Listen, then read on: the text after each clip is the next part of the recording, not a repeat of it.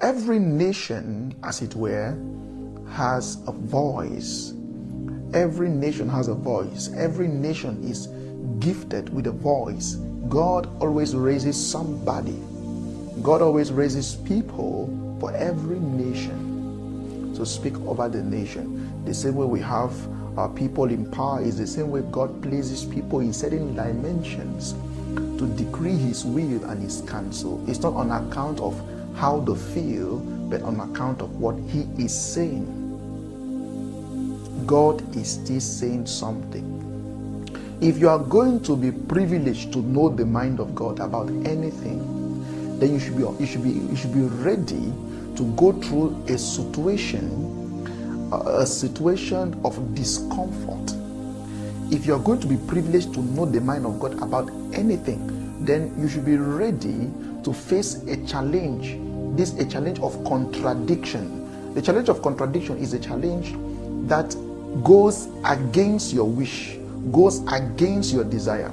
Any man who has ever been privileged to know the mind of God about anything, it came to contradict. There was, to an extent, a contradiction of expectation. Anytime God speaks, anytime God tells a man anything, or tells a woman anything, or tells a nation, there is always a contradiction of expectation. That is to say, what you are expecting is not what God oftentimes tells you. It's like someone praying, someone making prayers, oh God, I want this, oh God, I want that, oh God, do this for me. And then what God decides to communicate to the person is actually not what the person thought God would say. God is still saying something. If you are going to accept the will of God, then you should be ready to deny yourself, deny your own beliefs, and fight your own expectation. Because sometimes your expectation can be the hindrance to your understanding of God's will.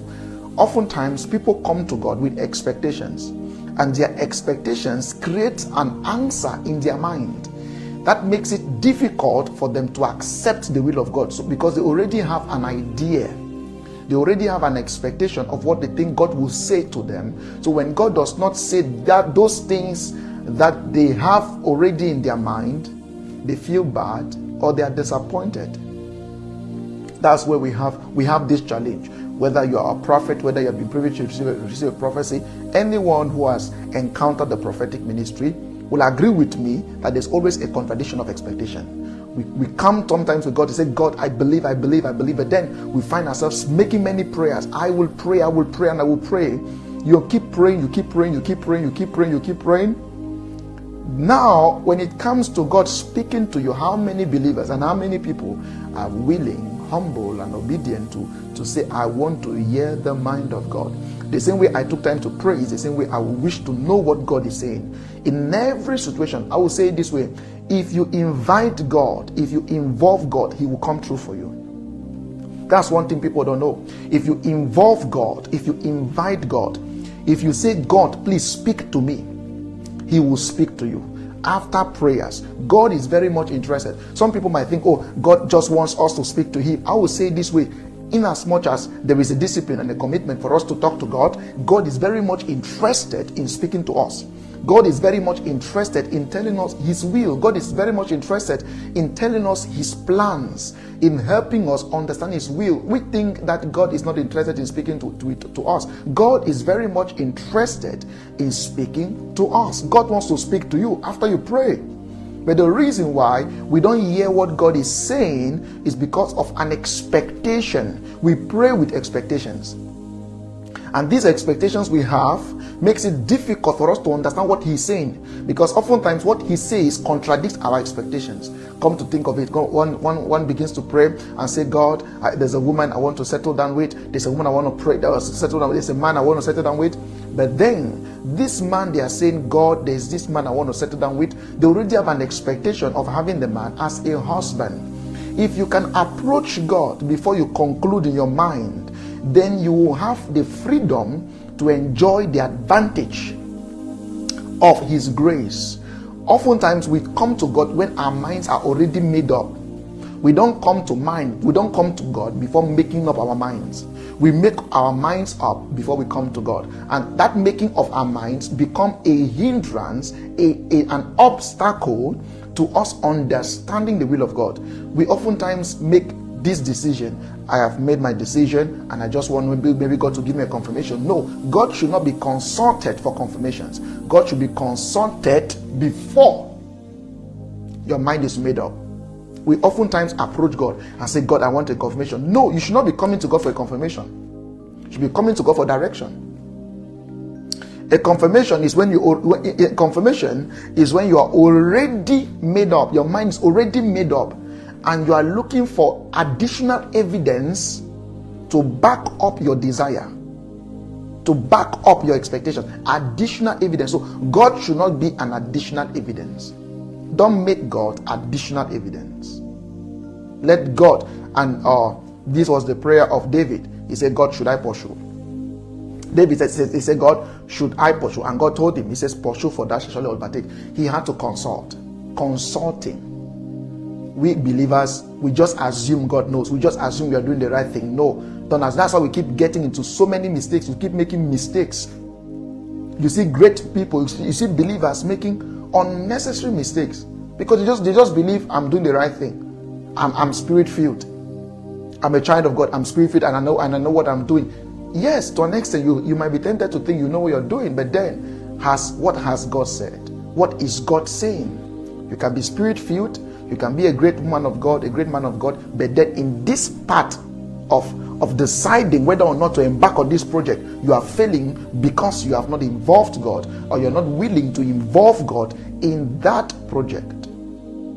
As far as this project, and sometimes we limit God to certain areas. We say, oh God is for this. When I want a job, I'm going to pray to God to give me a job. But then when it comes to the decision of making a life partner, of deciding on who to have as a partner, you don't believe God's ability. You don't trust in God's guidance in that area.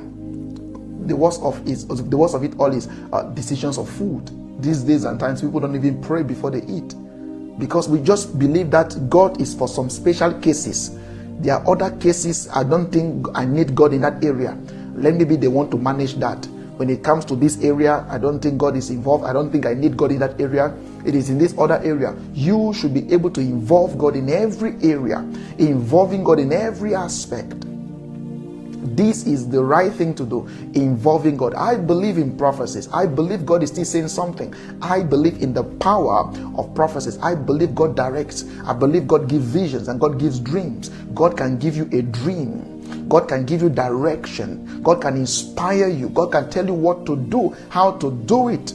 God is very much interested in our day-to-day life, day-to-day activities. God is very much interested in the car you drive. God is interested in what you wear. God is interested in what you eat. If only you can involve God, learn to involve God, learn to invite God. Avoid this temptation of assuming. You just think I know. Assuming I'm doing the right thing. I know what I'm doing. No, learn to invite God. And when you pray, pay attention to hear what He has to say. When you pray, I'll say it again. When you pray to God, learn to listen. And I'll say it again. When you pray, learn to listen. I wish it's not a prophecy. I wish that this thing should happen. It's not a prophecy. I will say it again. I wish that this thing should happen. It's not a prophecy. There is this temptation of what God can do and what God will do.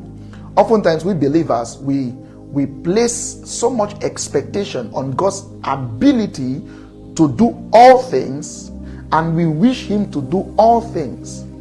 God can do everything, but He will not do everything. So we find believers making so many prayers on account of what God can do, but not on account of what God will do. So you need to find out what God will do. So prophecy, oftentimes people don't get it right. Prophecy is not a wish. It's not something you wished for it to happen. You can make a prayer, but when it comes to a prophecy is the response of a prophet's spirit to the audible voice of God. That is to say, when God speaks to you, your ability to understand what He is saying and to communicate it to people becomes a prophecy. God can speak to you, and your misinterpretation becomes a destructive element in the society. Not everybody has good interpretation of prophecies. Not everybody has good interpretation. The same way you can misinterpret a dream is the same way you can misinterpret a prophecy. That is why we need the spirit of wisdom to be able to interpret prophecy. We have great prophets. We have prophets who have the gift of prophecy, the spirit of prophecy. We have prophets. We have prophets. We have people, believers, with the gift of prophecy. But when it comes to the interpretation, they lack understanding of the interpretations. God can show you a tree in your dream, show you a tree, show you fruits, but in your mind you think seeing fruit is prosperity. Yeah, because that is an organized interpretation. You will look at fruit, say, "Oh, this is a fruit. I saw a fruit in a dream. I saw a fruit. I saw a forest. Oh, I saw a snake. Yeah, I saw a snake. If seeing a snake, it's an evil thing. I saw a snake. I saw an animal. I saw myself eating in the dream." Now you get it. There's already an interpretation in your mind. So whenever you see those things, it's a bad thing. You need the spirit of prophecy. The spirit of prophecy to be able to understand that. The spirit of so we have this discipline, not just to say I've received a vision, but in understanding the vision, understand the dream. Every interpreter. So if dreams will just be clear to you, there will be no need for an interpreter.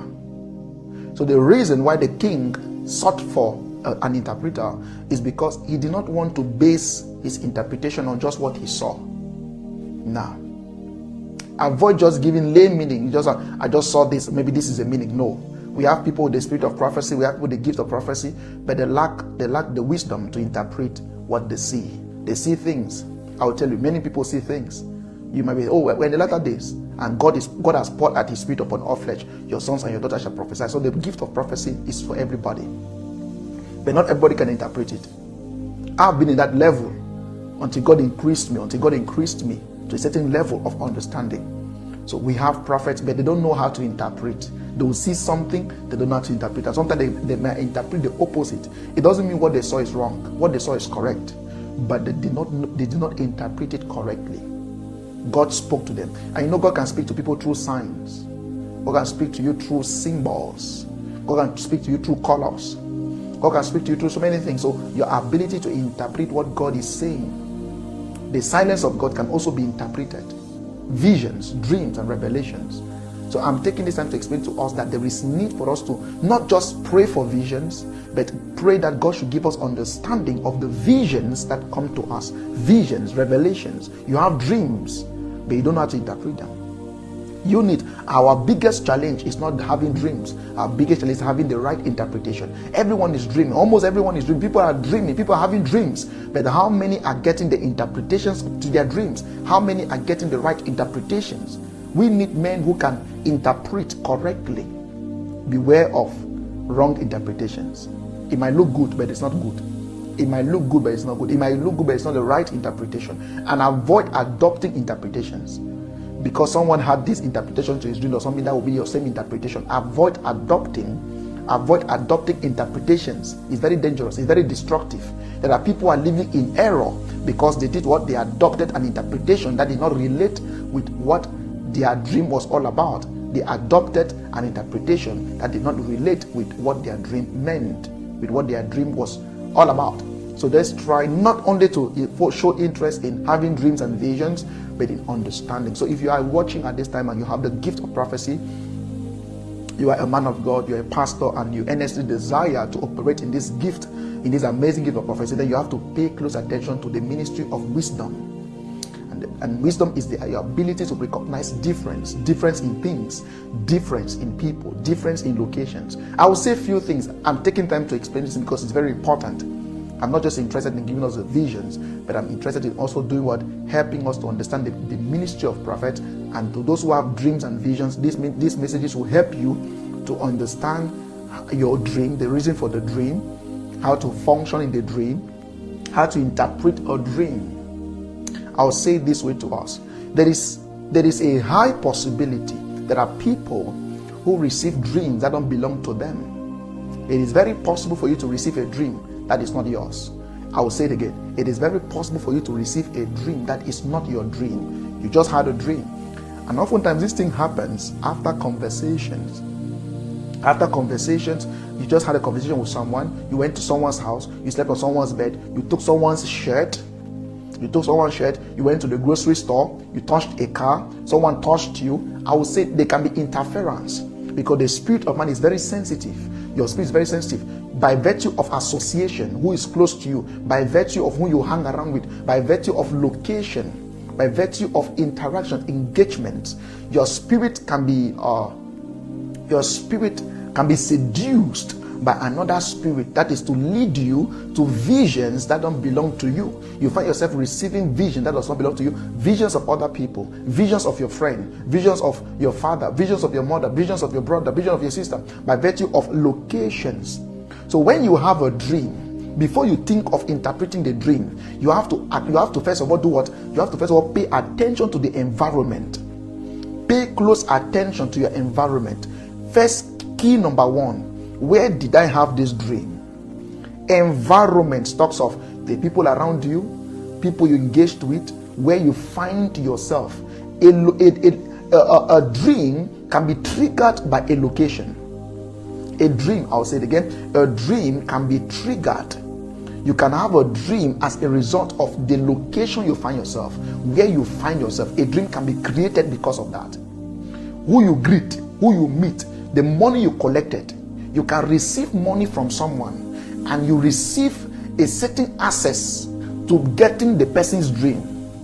You just receive money from this person without knowing that the money you have received is access the person has given you to his or her realm, the spiritual realm. So you have access to dreaming about this person. We have seen people say, oh, I had a dream about this person, I dream about him, I dream about her. But then before you say you dream about him, what is the access? What is the connection? What is the relation? There is a connection. People keep dreaming about people and they don't know why they are dreaming about them. There is a seed, there is a connection, there is a link, there is something. But then it is very possible for you to have a dream, and this dream of seeing someone else could actually be you. That is to say, you gave someone something and you collected something in return. So there was an exchange. So that exchange made you to see yourself. You think you are seeing yourself, but you are seeing someone else. You think you are seeing someone, but you are seeing yourself. We have had people who had dreams. Oh, I saw this brother who died. But then it is not the brother who died that you are seeing. It is the exchange that's been created. An exchange has been created. It is not the person who died that you are seeing. You are seeing someone who is alive. But there is a mask. So the mask is the person who died. So the mask talks of the qualities, the characteristics, the description. So you are thinking, I'm seeing a dead person. I'm seeing someone who has died maybe 5 years ago. But then it is the mask of the person who died you are seeing. So you have to be able to identify who is around me with the description of this man who died. Sometimes there could be similarity to the names. Sometimes there could be similarity with the names. Sometimes there could be similarity with height, tribe. So you have to just look at that person who has passed away, have a draft, take your book, take something, study the character of the person who passed away. Look at a possible match around you. Who is around me with a possible match? When someone is dead, the person is dead. But then when you see someone who is dead, it's not the person who is dead that is relating with you. There is a mask. That is the dead mask, the mask of the dead person, speaking for the living. I don't know if I have a witness with me. There is a mask of the dead. So in the interpretation of dreams, it's not something you wake up and interpret dreams. You have to be wise. That's what they say, the spirit of wisdom. Wisdom is the ability to recognize difference. And you have to be diligent. Diligent in understanding it is the spirit of wisdom.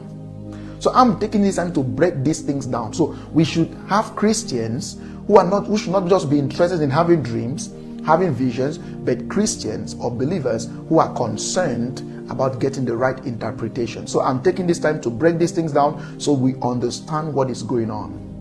Understanding what is going on. I'll put it this way. A woman who is in her time to get married creates a signal. When a woman is in her time to get married, there is a signal that is created. A signal is created. Her spirit creates a signal And this signal, anyone whose spirit is open grabs the signal, grab that signal and gets attracted to her. And people who are not honest might take advantage of that. When a woman is about to get married, when a woman is in a position of getting married, there's a signal that is created. When it is your time to get married, a signal is created. And that signal can be picked by anybody. That's why I find the wrong people attracted to you. People taking advantage of you, people just coming around you to do funny things. That is a signal. It's a signal that is created. A signal is created. A signal. Your spirit man create a certain signal that people around you can pick this and say, this woman is in her time to get married. That's why you find a man approaching you and say, I want to get married to you. He's not approaching you because he wants to get married. He's approaching you because a signal has been created by you. And we have people who genuinely wants to get married, but their spirit has not created that signal. So until the signal is created, husbands will not be attracted. So you keep finding boys around you. You keep finding people want to play. Why? Because your spirit has not yet created a signal. A signal to call forth men, to call forth husbands, potential husbands, is a signal. And when you are in that environment, when you're in an environment where a woman wants to get married or a man wants to get married, you'll be having dreams. You can have dreams of seeing yourself getting married. The dreams of seeing yourself getting married is not your dream. It's as a result of the signal created by the woman. So the woman's spirit has created a signal of marriage that makes anyone in that environment to have dreams. You find yourself dreaming marriage. You are dreaming marriage because there is somebody in that atmosphere whose spirit has been awakened for marriage. So you are having dreams about marriage. But the dreams are not your dreams. The dreams are as a result of somebody. So you have to carefully examine who is in my environment, who is part of this environment, who makes up this environment. Understanding this becomes your advantage. Beware of signals. That's what the Bible says. He that walks with the wise shall be wise, but the companion of fools shall be destroyed. Don't tell me I can just walk around with people. Be very careful with the people you walk around with, because they can interfere with your spirit. They can interfere with your spirit. I'll give us this discipline of talking and hearing. I will say it this way: a discipline of talking and hearing. When you are privileged to have a conversation with someone, the longer the conversation, the more inspiration you get, the more you are inspired. I will say it this way: the more you spend time with somebody, the more you're inspired. Why are you inspired? You're inspired because the words you get from this person carries the spirit of this person. The more you spend time with him, the more you spend time with him. If his spirit is superior to yours, you will be subdued to start thinking like him, behaving like him. So who is controlling you? It is his spirit. So that is to say, his words have empowered you. You have been empowered, saturated by his word, and you are being led by him without knowing. Who you spend time listening to, who you spend time talking to, is who fits you, is who feels you. And the person who feels you is the person who has the power to control you. Have you witnessed a situation of someone saying, I didn't even think about this, I just called this person in the speed of a second, I called him and she responded and said, oh, the moment you called me, I was also thinking about you. Or you called me, at the time you called me, I was thinking about you. At the time you called me, I just had a thought about you. Oh, I wasn't even planning for this, I just had this thought and this person called me. It's not a coincidence. At that instant, you have to sit back and start to investigate what is going on. It's not so, it's such an amazing wish, it's a good wish. No, at that instant, you have to sit down and investigate what is going on. What is going on in the realm of this? What is going on? There is a network. There is a binding network, and that network can create exchange to say what belongs to him is given to you, what belongs to you is given to her. It means someone is using somebody, someone is collecting from somebody, someone is collecting. So if someone can think about you and you call him, just think of it. It means someone can think about your marriage and take your marriage. Someone can think about having your husband and get your husband. Someone can think about getting your money and you lose money. You don't know why you keep losing money. It's because people are thinking like that, thinking of you losing money. So avoid environments where people think evil of you. The more you spend time with people who think evil of you, you lose energy. The energy that permits you to attract, you lose it, because you are in an environment that is corrupt. You are in an environment that is releasing energies that fight the opportunities of advancement, the opportunities of progress. We have believers like that. I will say it this way: whenever you are opportune to be in an environment where people love you and people genuinely care for you, whenever you are opportune to be in an environment where people genuinely care for you, whenever you're opportune to be in an environment where people genuinely care for you, you get inspired, you're inspired, you become creative. There are times you get to environment and you just get this idea and you think, oh, where did this idea come from? No, it's not from you, it's from the environment. Or I just spoke with this person and I got this idea. No, it is the person's spirit that gave you that idea. The person's spirit gave you that idea. Oh, this idea just came to me. I was eating this food and I just got this idea. No, the idea came from the person who cooked the food.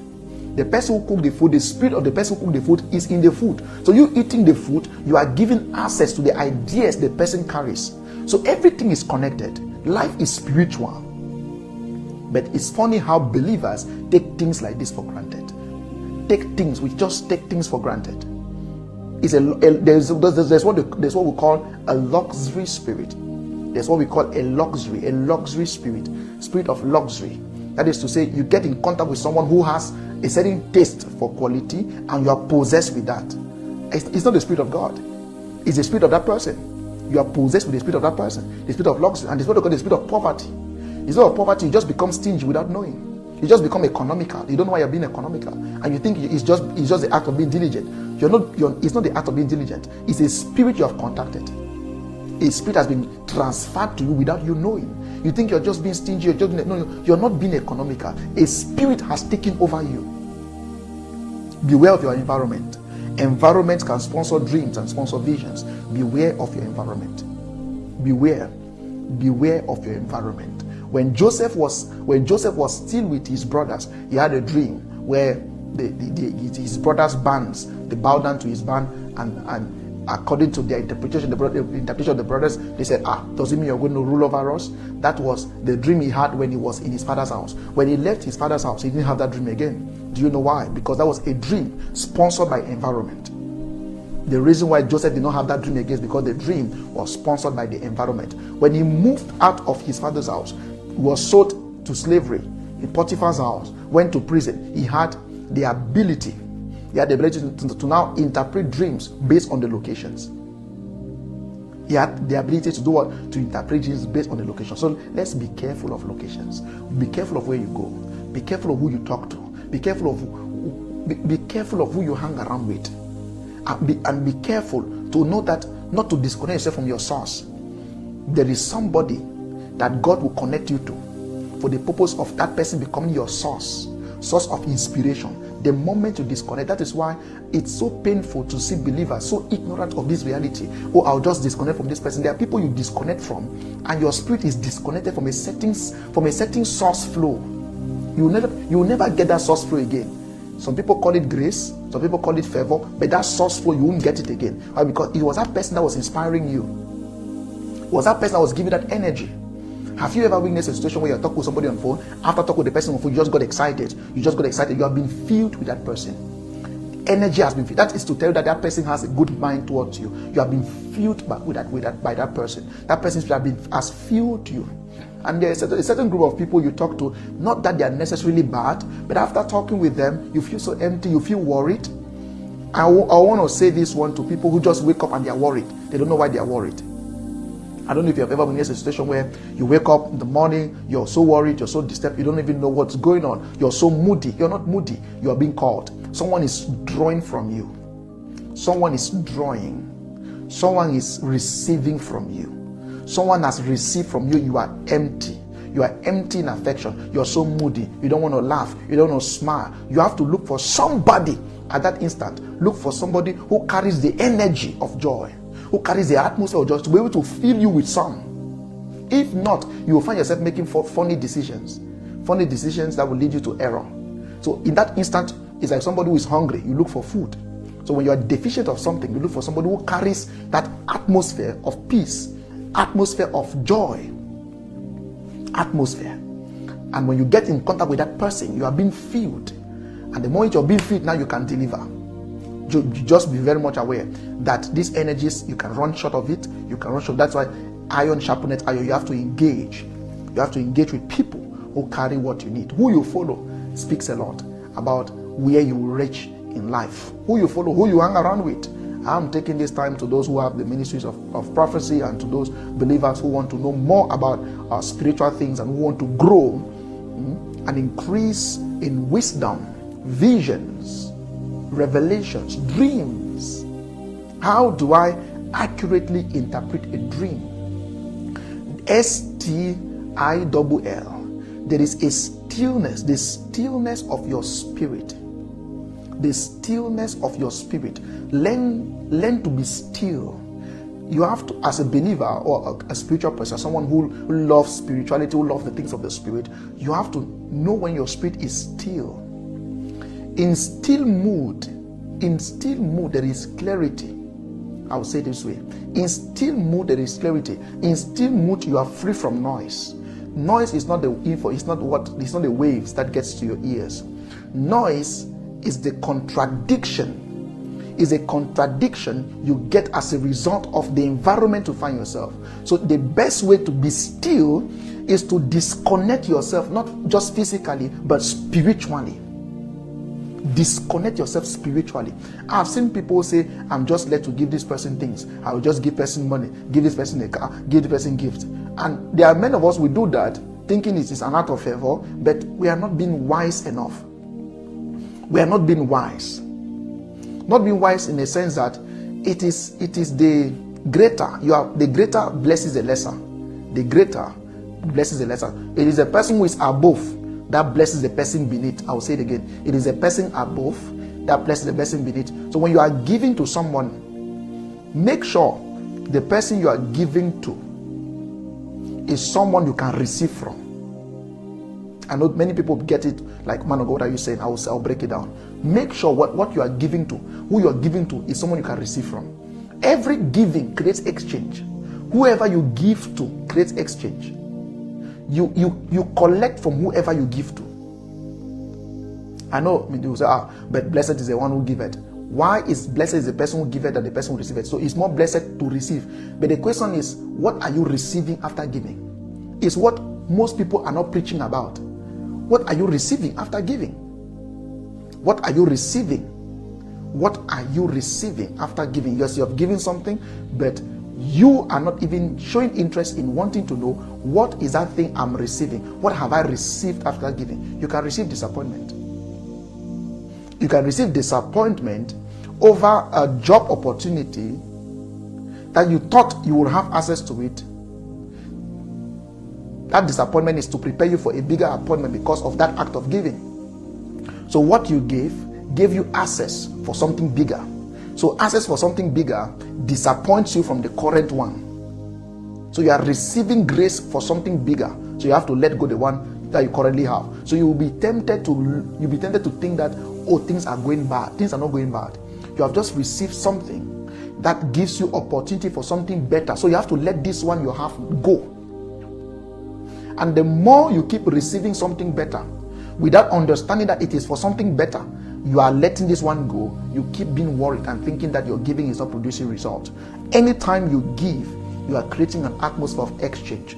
Don't be excited to give if you don't understand what is going to be received by your spirit after giving. What have you received? What have you received after giving? Let no one deceive you. Anytime you give, you are receiving something. Anytime you give, something is received. What have I received? What have I received? What am I receiving? What am I receiving? Beware, when you commit yourself to give, think of these things. The person I'm giving to is creating an atmosphere for me to receive something. What am I going to receive after giving? What am I going to receive? What am I receiving after giving? There is something you receive. When the devil wants to destroy your life, he will make you give in locations where what you will reap will be a contradiction of what you really want. I will say it again. The devil will make you give. That the parable of the sower, some seed fell on stony ground, some seed fell on sandy soil, some seed fell on the wayside. The devil has a way of making people give. Simply because it is called giving does not mean it is profitable. You cannot sow in a barren land and expect a result. Because it is called sowing does not mean it will grow. So in the discipline of sowing, you have to evaluate where you are sowing, evaluate who you are giving it to. Who am I giving this to? Who am I giving this? Who am I giving this? Who is receiving this gift? Who is receiving this seed? If the person who is receiving the seed, if you have never thought about thinking about the person who is receiving. There are people who have received gift, the people who have given out gift, the person received a gift and spoils it, and you're affected. Do you know why you're affected? You're affected because it came from you. But then you're thinking, but it is 1,000, it is 10,000 francs. But why is it that the 10,000 francs that is being spoiled, it affects me, but it does not affect the person who gave me the 1,000 francs? Why? Because you are the immediate contact. So whoever gave you is not affected. It is you who give. It is you who gave. It is you who gave. It is you who gave that is affected. Let's beware. The devil will make you give, where you will receive things you never believed. Some have received calamity. Be careful. Don't just be interested. I'm just going to give. Be careful. Where am I giving? Satan has a way of making people just give and say, "Oh, I'm just giving." No. Be careful. There are things you should not give out. There are things you should never give out. No matter how compassionate you are, there are things you should not, by the leading of the Spirit. There are people who have received gifts and you are so restless. It's as though you should give the gifts back. Why? Because it's not a gift you received. You received something that created a portal where something will leave you. There are people who have received gift and they lost their marriage. They received gift and they lost their marriage. They received gift, lost their marriage. Received gift, lost their job. Received gift, lost so many opportunities. After receiving the gift, they lost so many things. So don't just be interested in saying, "I'm just going to receive gift." Be concerned about one thing. Where is this gift of mine going to? And who is creating an atmosphere for me to reap? Who is creating that atmosphere? Who is creating that atmosphere? I'm taking this time by the help of God to break these things down, and I believe it will go a long way to teach somebody. This is Cameroon Prophecy, the 10th of December 2024. It has pleased God for me to bring this message. I decided to take this time to break these things down, so somebody somewhere will learn something about the operations of the Spirit. Learn something. Who is close to you? Who is talking to you? Who are you talking to? Beware. When God wants to bless you, what he does is he takes you to an environment where he will connect you to somebody who has what you're looking for. That's what God does. "Oh, I'm looking for a job." No, God has a way of connecting you. So he will take you to a different location.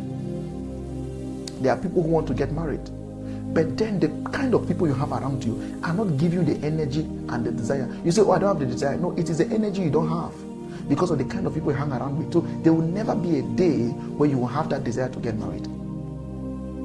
Because the kind of energy that is released to you is the energy that makes you get appetite for the wrong things, appetite for the wrong people. And until you disconnect yourself from these people, there's no way you'll find freedom. There's no way you'll find that opening to get what God has promised you. Beware of association. Let no one deceive you. Association is very important. Association. It is a portal. Your spirit is open to so many things. Who you talk to, who you relate with. Don't just be everywhere. So I'm just going to listen to it. I'm going to listen to this. Be careful. There are spirits outside. There are spirit in pictures. There are spirit in videos. There are spirit in things. Things are hidden in spirit are hidden in things. No, there is nothing that is empty. Who could have imagined that the rod of Moses will become a serpent? If the rod of Moses could become a serpent, come to think of it, means things can transform. Someone gave you a dress, but that's a snake. You don't even know that that's a snake. If the rod of Moses could transform to a snake, come to think of it. Just imagine the things you have received. You saw, I received a car, I received money, without even knowing what you have received. Don't be so excited. Operate in the gift of discernment. Father, give me understanding to be able to interpret dreams, interpret visions. There's a deception in the world today. A deception of what looks good. Be careful. Not everything that looks good is from God. Be careful. There's a deception in the world today. People want to judge God with what is good. You don't judge God with what is good. You judge good with God. Don't judge God with good. Judge good with God. Use God to judge good. Don't use good to judge God. Because whatever God does is good. But not whatever is but not whatever is good is God. Whatever God does is good, but not everything that is good is of God. So beware of these expectations of good things, these expectations of I want something that is good. Be careful. Oh, if it is not good, it's not of God. Be careful. There is a deception in the world today, a great deception where people are attracted to what is good, but not what is of God. What is of God can only be assessed through the gift of discernment. You discern it, because something can look ugly in the eyes of men, but God is inside. Don't be moved by sight. The spirit of discernment, and this spirit of discernment operates more with the spirit of wisdom. You look at things you see beyond. There are people you should not fight, because there are people you talk about, there are people you talk against. A spirit is transferred to you. There are people you mock at. Something is transferred to you. The devil will make you the devil has a way of making you contribute to things that open your spirit to another spirit. He will just make you be part of a conversation, or he will make you mock something you should not even be part of, because he is looking for a way to get to you. So the only way he can get to you is to make you give him access, and that access comes by you criticizing or by you mocking something. So the moment you do that, you have given him access to do whatever he wants to do. Beware of spirits. Beware of spirits. What you criticize becomes what you will face. It will become the temptation that will come to you. Some people have never thought about these things. What you criticize, who you criticize, will soon become the experience you will have later on. When great people fall, when people go through issues, instead of mocking at them, learn. When great men fall, learn. When people go through issues, learn from them. God permits you to see what they go through, so that you will learn something from what they go through. So in the day of your own temptation, you will know how to handle issues. When people fall around you, it's an opportunity for you to learn how to walk gently or how to manage speed. Beware of spirits. I believe this message is educating somebody. I believe this message is teaching somebody something. You have been inspired.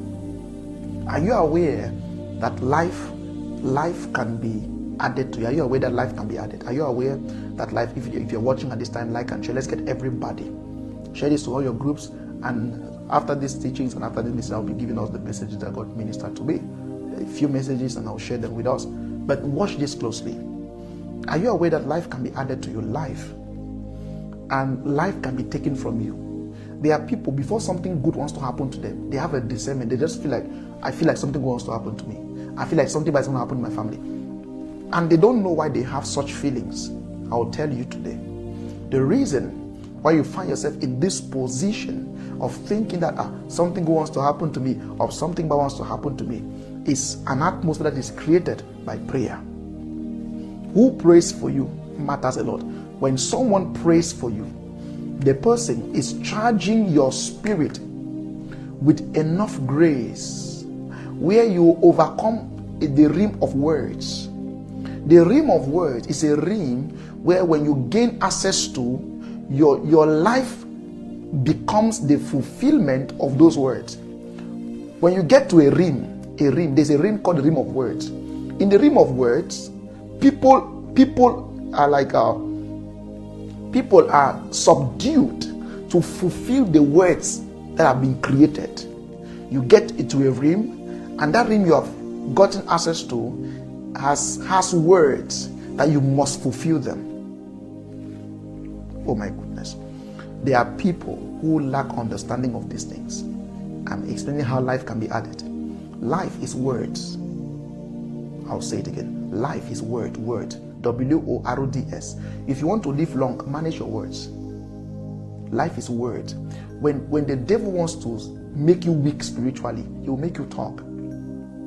So the talking is not you just talking with friends. No, he will make you spend your words where it will not have power to give you back harvest.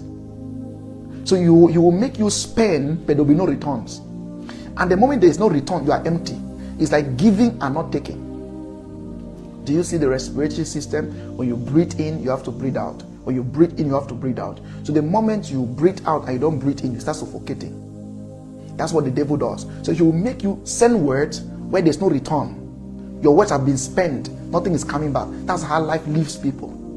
So the more you keep spending words where there's no return, no return talks of, there's no possibility for where your words are going to, for words to come back to you. So you're talking to people who cannot speak back to you. So the reason why we talk to God is because he talks back to us. That's how we are filled. So when we talk to God, we empty ourselves. When he talks to us, he fills us. So prayer empties you. Prophecy fills you.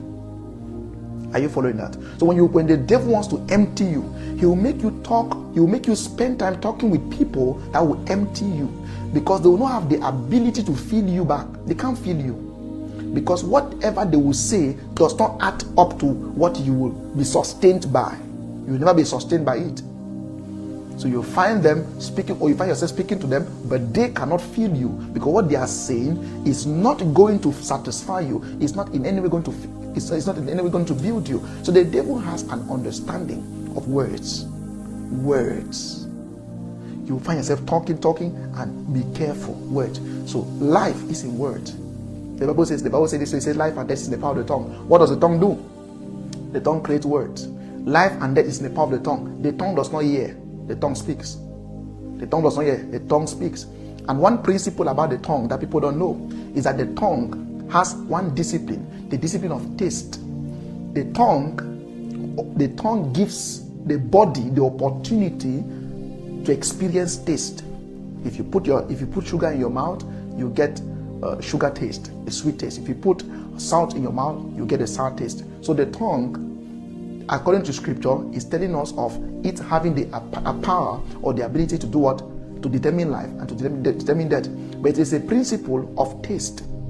So in fasting, what you are doing is you are starving your tongue of taste. You're not giving your tongue taste.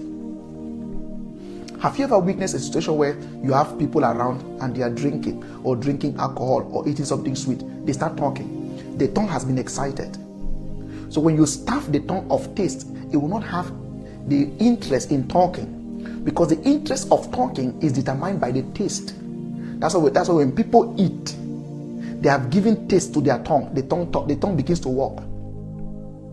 Are you following what I'm saying? When people eat,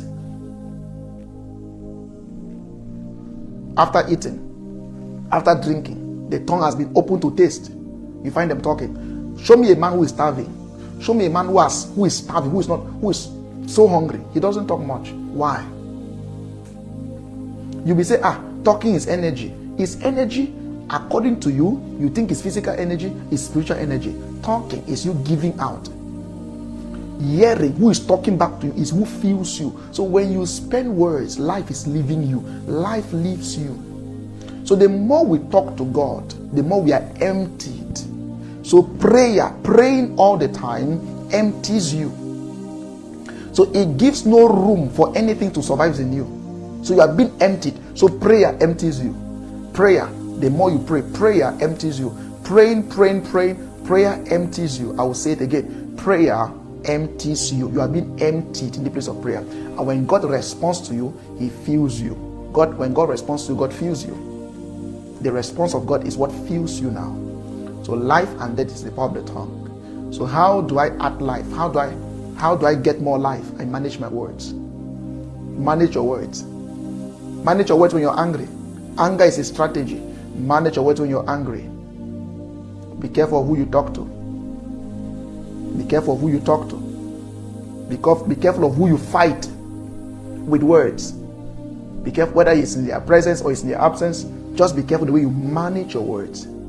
Spiritual men don't talk too much. Spiritual men, it is only babies, matured men in the spirit. You don't find them talking. You don't find them responding to this, talking to that. The more you do that, you think you're just giving your opinion. No, you're emptying yourself. The devil just has a way of emptying you. You'll be emptied. He will make you contribute to things that will not contribute to you. He will make you spend your words where you will never get any harvest. Be careful. Life is spiritual. If you want to manage your life well, be careful. Know how you talk. Know how you put your words out. Know the kind of people you permit in your circle. People where you spend time talking. You are losing life. You're losing ideas. You're losing energy because the people or the person you're talking to cannot feel you. Cannot feel you. We pray to God because He can feel us. So who you spend time talking with will be somebody who can feel you. Can these people feel me? Can this man feel me? And after talking to people who cannot feel you, talk to people who can feel you. I will say it again. After talking to people who cannot feel you, spend time, balance it, talk to people who can feel you. People whose words will impact you, whose words will bring life to you. Am I helping someone at this time? Are you being helped? Am I helping somebody? Do I have a weakness? Am I helping someone? So this message is very important, this teaching. And as God permits, I'll be bringing these teachings out to help somebody, to help people. That life is spiritual. You have to be very spiritual. You have to be conscious. You have to be conscious of these things by the Spirit of God. So this is God's will for us this season. This is God's will by the Spirit of prophecy. So I saw as God leads. So whatever you are, if you're watching at this time, please share this video, like and share. Let's get everyone. If you're not following this page, follow this account. Follow this. God permitted me to come live at this time to bring these words to us.